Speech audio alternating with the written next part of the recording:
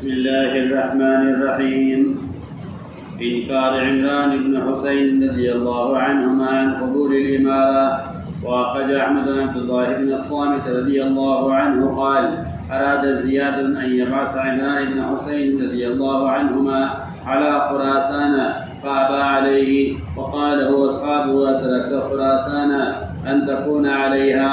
فقال: إني والله ما يسرني أن أصلى بحرها ويصلون ببردها، إني أخاف إذا كنت في نحر العدو أن يأتيني بكتاب من زياد، فإن أنا مضيت هلكت، وإن رجعت ضربت عنقي.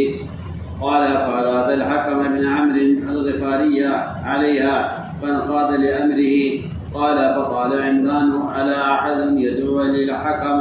قال: فانطلق الرسول. فأقبل الحكم إليه. فدخل عليه فقال عمران للحكم: أسمعت رسول الله صلى الله عليه وسلم يقول: لا طاعة لأحد في معصية الله تبارك وتعالى؟ قال: نعم. فقال عمران: والحمد لله أو الله أكبر. وفي رواية عن الحسن أن زياد استعمل الحكم الغفاري على جيش، فأتاه عمران بن حسين رضي الله عنهما فلقيه بين الناس فقال: أتدري لما جئتك؟ قال له: لما؟ قال: أتذكر قول رسول الله صلى الله عليه وسلم للرجل الذي قال له أميره: ارم نفسك في النار، فأدرك فاحتبس، فأخبر بذلك رسول الله صلى الله عليه وسلم فقال: لو وقع فيها لدخل النار جميعا، لا طاعة في معصية الله تبارك وتعالى. قال: نعم. قال: إنما أردت أن أذكرك هذا الحديث. قال: يسمي رواه أحمد بألفاظ والطبراني باختصار في بعض طرقه: لا طاعة لمخلوق في معصية الخالق، ورجال أحمد رجال الصحيح. انتهى.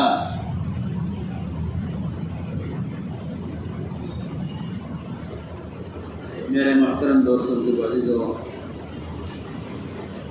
دین کے کسی بھی شعبے کی ذمہ داری کو پورا کرنے کے لیے سب سے بنیادی شرط اخلاص کی،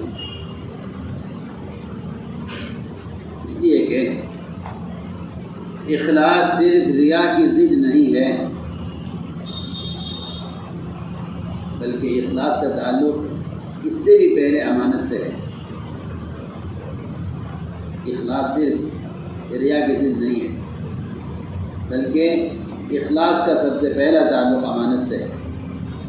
آدمی عملاً دیکھنے مخلص ہوتا ہے، لیکن خیانت بھی اخلاص کے منافی ہے۔ خیانت بھی اخلاص کی منافی ہے، اور حب جاہ بھی اخلاص کی منافی ہے، اور آدمی اپنے خواہش نفس کی وجہ سے کسی کام کرے، یہ بھی اخلاص کی منافی ہے۔ آج کے لوگ یہ سمجھتے ہیں اخلاص صرف نیت کا درست ہونا ہے، ایسا نہیں ہے، بلکہ وہ نیت کا اخلاص ہے۔ تو ہم نے عرض کیا کہ دین کے کسی شعبے کی ذمہ داری کو اٹھانے کے لیے پہلی شرط اخلاص ہے۔ دوسری شرط یہ ہے کہ ذمہ داری وہ اٹھا سکتا ہے جو امت کے حق میں دل میں خیر خواہی رکھتا ہو۔ دیکھیں صحابہ کرام کی صفت یہ ہے، اور انبیاء علیہ السلام کی ایک خاص صفت یہ ہے، ہر نبی کے نام کے ساتھ، ہر نبی کی دعوت کے ساتھ لگتا ہے ناصح۔ ناصح کسے کہتے ہیں؟ ناصح کسے کہتے ہیں؟ نصیحت کسے کہتے ہیں؟ لوگ سمجھتے ہیں باتیں کرنا نصیحت ہے، حالانکہ نصیحت یہ بنا ہے نصحت العسل سے۔ نصحت العسل، شہد کو پوری طرح صاف کر لیا جائے موم سے، شہد کو موم سے اور میل سے پوری طرح صاف کر لیا جائے، اس کو نصیحت کہتے ہیں۔ نصحت العسل کہ میں نے شہد کو صاف کر لیا ہے، اس کے موم سے اور اس کے گوند سے اور اس کے میل سے، اس کو کہتے ہیں نصیحت۔ صحت کو صاف کر لینا. جس کے دل میں کھوٹ ہوگا، جس کے دل میں خیانت ہوگی، یا جس کے دل میں عہدے سے عزت مطلوب ہوگی، یہ اس کے دل کا کھوٹ ہے. تو جو آدمی ناصح نہیں ہو سکتا وہ ذمہ دار بھی نہیں ہو سکتا. ہم نے عرض کیا کہ صحابہ کرام کو ایک فکر یہ ہوا کرتا تھا کہ ذمہ داری کو تو اٹھا لیں گے، لیکن قیامت میں اس کا جو حساب دینا ہوگا، اس کا حساب دینا ہوگا. اس لیے کہ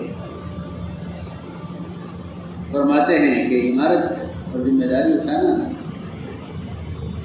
کہ یہ بڑی سرسبز اور بڑی اونچی لگتی ہے. یہ کہتے ہیں کہ جو آدمی ذمہ دار ہوتا ہے کہ اس کے لیے تو قیامت میں عذاب بھی سخت ہے اور حساب بھی سخت ہے. اور جو آدمی معمور ہو کر دیتا ہے، نہ اس کے لیے عذاب سخت ہے، نہ اس سے حساب سخت ہے. صحابہ کرام آخرت سے ڈرتے تھے، اس لیے اللہ تعالیٰ ان سے کام لیتے تھے. اور جو آخرت سے نہیں ڈرتے وہ عہدوں کے طالب ہوتے ہیں. کس طرح صحابہ کرام عمارت کو قبول کرنے سے انکار کرتے تھے اور ملکوں میں دین کی تعلیم دینے کے لیے جانے کو تیار ہو جاتے. عمر رضی اللہ عنہ نے ایک شخص سے کہا کہ میں تمہیں فلاں ملک میں بھیجنا چاہتا ہوں گورنر بنا کر. گورنر بن کر تو میں نہیں جاؤں گا، ہاں آپ مجھے اس ملک میں بھیج دیں زندگی بھر کے لیے قرآن سکھلانے اور سنت کی تعلیم دینے کے لیے میں جانے کو تیار ہوں، لیکن عہدے کے لیے نہیں جاؤں گا. تعلیم کے لیے بھیج دیجیے، جس ملک میں چاہے بھیج دیں، لیکن عہدے کے لیے نہیں جاؤں گا. اس طرح صحابہ کرام آپ کے بعد آپ کے خلفاء راشدین کے زمانے میں بھی ایسی ذمہ داری کو قبول کرنے سے انکار کیا کرتے تھے. چاہتے تھے کہ میدان میں اتر کر عوام کے ساتھ کام کریں، یہ زیادہ بہتر ہے بنسبت بڑا بن کر کام لینے سے. یہ تھا صحابہ کرام کہ معمور بن کر میدان میں کام کریں، اس کو ترجیح دیتے تھے بڑا بن کر کام لینے کے مقابلے. آج کل لوگ اس بات سے ناراض ہوتے ہیں، کہ بڑا کیوں نہیں بنایا جاتا. کہ بات کہا کرتا ہوں کہ دنیا کے کام بڑے بن کر کیے جاتے ہیں اور دین کے کام چھوٹے بن کر کیے جاتے ہیں. فرق ہے دین دنیا کے کام کہ دنیا کے سارے کام بڑے بن کر کیے جاتے ہیں اور دین کے سارے کام چھوٹا بن کر کیے جاتے ہیں. فرماتے ہیں عمر رضی اللہ تعالیٰ عنہ کہ اگر تم ذمہ دار ہو جماعت کے تو ایسے رہو گویا جماعت کی ایک ساتھی ہو، اور اگر تم ذمہ دار نہیں ہو جماعت کے تو تم اتنی فکر اور محنت سے کام کرو کہ دیکھنے والے تمہیں ذمہ دار یقین کریں کہ اس نے کہ یہ ذمہ دار ہے. عمران بن حسین رضی اللہ تعالیٰ عنہ کو جب زیاد نے انہیں خراسان کا گورنر بنانا چاہا اور وہاں کا امیر بنانا چاہا تو انہیں کیسے انکار کیا. عبداللہ بن صامت کہتے ہیں کہ زیاد نے ارادہ کیا کہ عمران بن حسین رضی اللہ تعالیٰ عنہ کو خراسان کا امیر بنا کر بھیجے.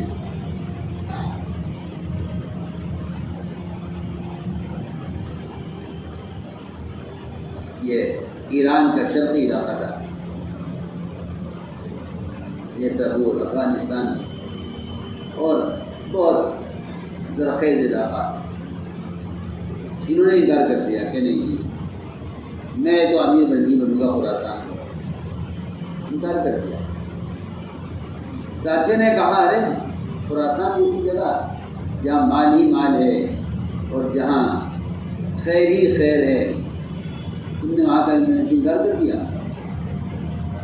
فرمایا خدا کی قسم مجھے یہ بات خوش نہیں کرتی کہ میں تو خراسان جا کر عمارت کی مشقت برداشت کروں اور جو مال وہاں سے آئے یہ اس مال سے یہاں عمرہ مزے اڑائیں. میں اس بات کو برداشت نہیں کرتا، یہ بات مجھے خوش نہیں کرتی. اس سے مجھے خوشی نہیں ہوتی کہ میں تو وہاں دشمن کے مقابلے پر جا کر لڑوں اور جو مال وہاں سے آئے اس مال سے یہ یہاں مزے اڑائیں. تو مجھے اس بات کا اندیشہ ہے، مجھے اس بات کا اندیشہ ہے کہ میں وہاں حق کو قائم کرنے کے لیے دشمن کے مقابلے پر ہوں، لیکن میرے پاس زیاد کا خط آئے اور وہ مجھے خط میں کوئی ناحق حکم دے، اگر میں اس حکم کو پورا کرتا ہوں تو میں اللہ کے یہاں ہلاک کر دیا جاؤں گا، اور اگر میں اس خط کو، اس کے امیر کے خط کو پر عمل نہیں کرتا تو امیر میری گردن مار دے گا، اس لیے دونوں راستوں میرے لیے مشکل ہے۔ اگر میں امیر کی اطاعت کروں گا نافرمانی میں، اللہ کی نافرمانی میں، تو میں اللہ کے یہاں ہلاک کر دیا جاؤں گا، اور اگر میں امیر کی نافرمانی کروں گا تو یہ امیر میری گردن اڑا دے گا، لہذا میں خراسان کا امیر بننا نہیں چاہتا۔ چنانچہ زیاد نے حکیم بن عمرو غفاری کو خراسان کا امیر بنا دیا، انہوں نے عمارت قبول کر لی۔ حکیم بن عمرو غفاری نے عمارت قبول کر لی۔ حضرت امام کو پتہ چلا کہ میں نے جو انکار کیا تھا، لیکن حکیم بن عمرو نے عمارت قبول کر لی۔ تو عمران نے کہا کہ کیا ہو، کوئی ہے تو شخص جو حکم بن عمرو کو میرے پاس لے کر آیا، کوئی ہے جو اسے میرے پاس لے کر آیا۔ چنانچہ قاصد گیا اور حکم بن عمرو کو لے کر آیا۔ یہ آئے حضرت عمران بن حسین کے پاس، تو عمران نے کہا حکم سے کہ اے حکم، کیا تم نے یہ حدیث سنی ہے؟ یہ حدیث سنی ہے تم نے کہ فرمایا حضور اکرم صلی اللہ علیہ وسلم نے کہ اللہ کی نافرمانی میں اور اللہ کی معصیت میں کسی کی اطاعت کرنا جائز نہیں ہے؟ جہاں سنی ہے۔ عمران حسین نے کہا حکم بن عمرو سے کہ تم نے جو عمارت قبول کی ہے، اب تم جب حکم آئے گا امیر کا اللہ کے حکم کے خلاف تو تمہیں اس کی بات ماننی پڑے گی یا اللہ کے حکم کی نافرمانی کرنی پڑے گی۔ یہ سن کر عمران بن حسین نے کہا الحمدللہ، کہا یا اللہ اکبر، کہا اس بات پر کہ میں نے تو ان کو صحیح بات پہنچا دی ہے۔ خوشی میں انہوں نے الحمدللہ کہا، یا اللہ اکبر کہا۔ ایک روایت میں ہے کہ زیاد نے حکم بن عمرو غفاری کو ایک لشکر کا امیر بنایا۔ عمران بن حسین آئے حکم کے پاس، جب وہ لوگ درمیان بیٹھے ہوئے تھے، سب کے سامنے آ کر کہا کہ اے حکم، تجھے معلوم ہے کہ میں تیرے پاس کیوں آیا ہوں؟ تجھے معلوم ہے تیرے پاس کیوں آیا ہوں؟ نے کہا آپ ہی بتائیے کیوں آئے؟ کہا کہ آپ کو حدیث یاد ہے جو حضور اکرم صلی اللہ علیہ وسلم نے فرمائی تھی، اس شخص سے جس سے اس کے امیر نے یہ کہا تھا کہ اپنے آپ کو آگ میں ڈال دو، امیر نے حکم دیا اپنے آپ کو آگ میں ڈال دو۔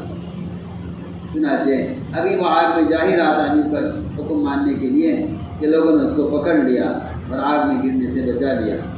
حضور اکرم صلی اللہ علیہ وسلم کو اطلاع کی گئی کہ یہ امیر نے حکم دیا تھا آگ میں گرنے کا، یہ آگ میں گر رہے تھے لیکن لوگوں نے پکڑ لیا، بچا لیا۔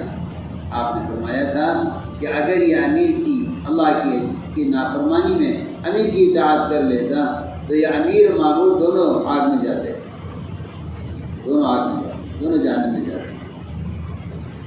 آپ نے فرمایا کہ اللہ کی نافرمانی میں مخلوق کی اطاعت جائز نہیں ہے۔ حدیث، یہ حدیث سنا کر پوچھا حکم سے کہ تمہیں معلوم ہے حدیث؟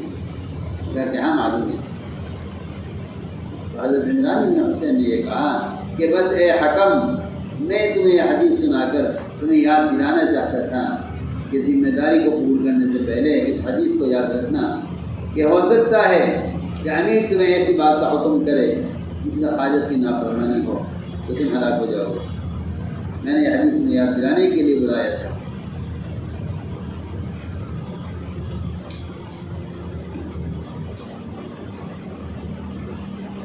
اللهم صل على سيدنا مولانا محمد وعلى آل سيدنا مولانا محمد كما صليت على إبراهيم وعلى آل إبراهيم إنك حميد مجيد. ربنا ظلمنا أنفسنا وإن لم تغفر لنا وترحمنا لنكونن من الخاسرين. اللهم إنا نستغفرك ونتوب إليك اللهم إنا نستغفرك ونتوب إليك اللهم إنا نستغفرك ونتوب إليك ربنا آتنا في الدنيا حسنة وفي الآخرة حسنة وقنا عذاب النار سبحان ربك رب العزة عما يصفون وسلام على المرسلين والحمد لله.